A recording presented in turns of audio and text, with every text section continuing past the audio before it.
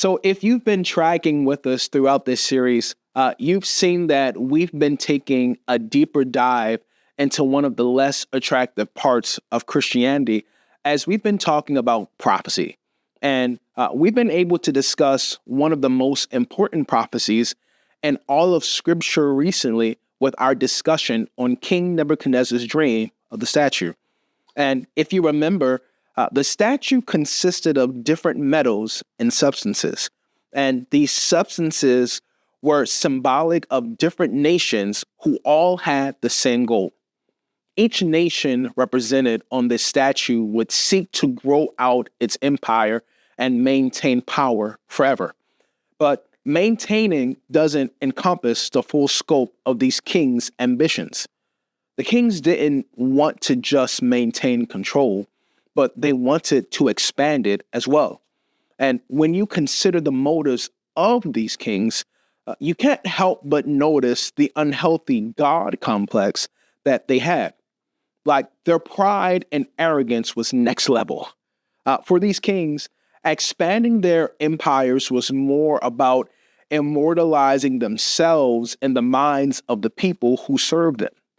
For these kings, expanding their empires was more about proving why they and their gods were greater than that of other nations.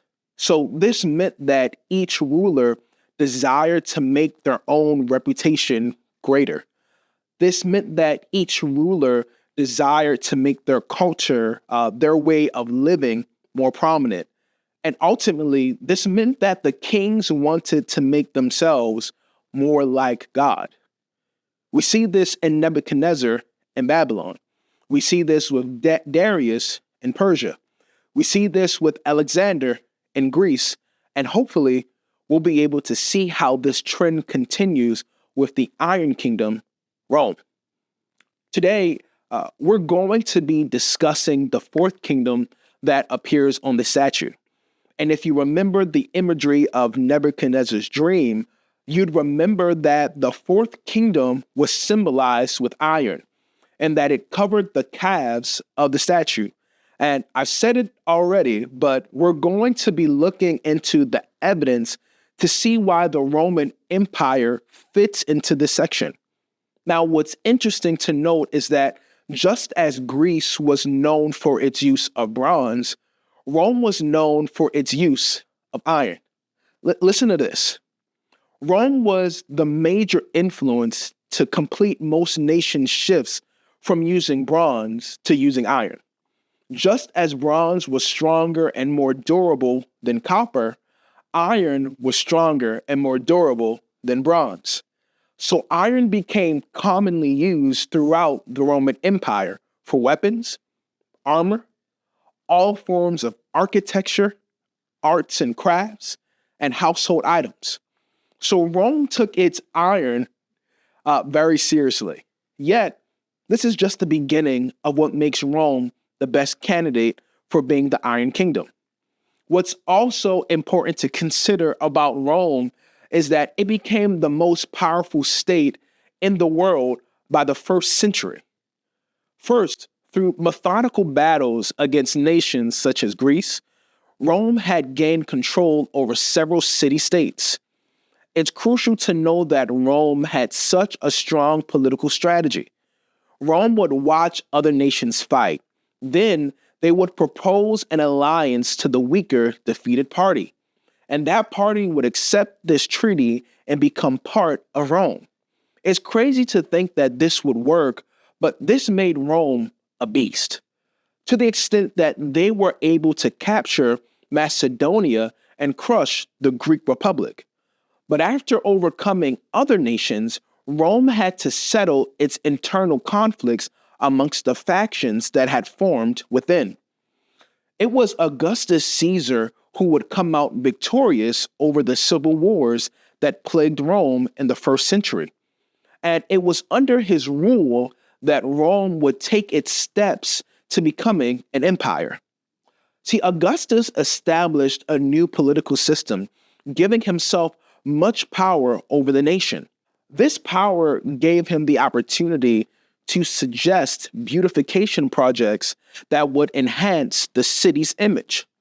This power also gave him control over the army, which was Rome's greatest asset. See, the Roman army for such a long time was a feared force because of how well trained its soldiers were.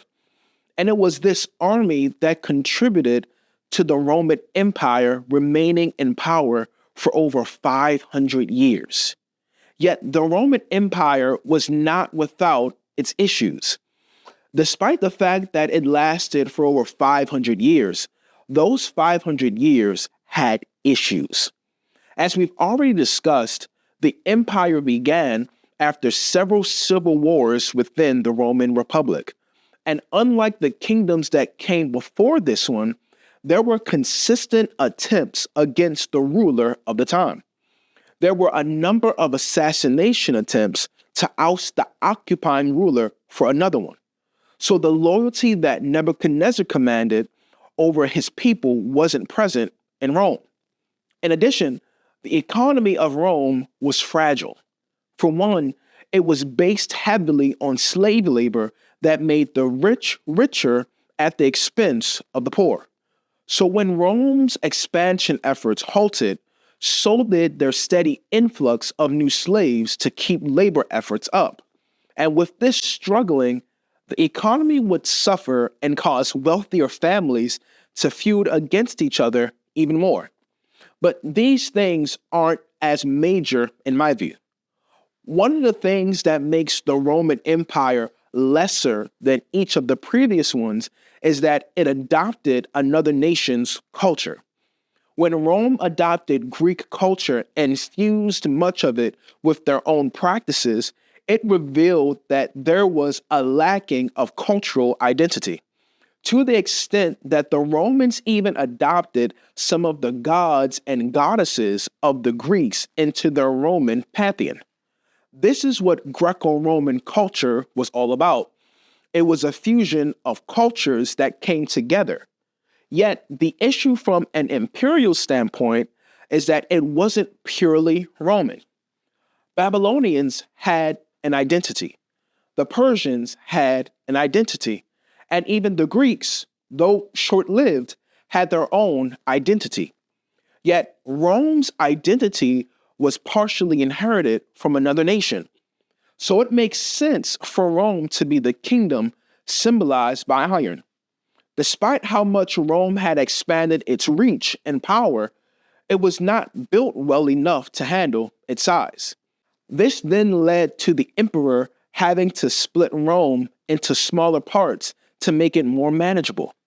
Yet this ironically only further weakened Rome, making it easier for the Germanic invasions to be more successful since there was so much conflict internally already.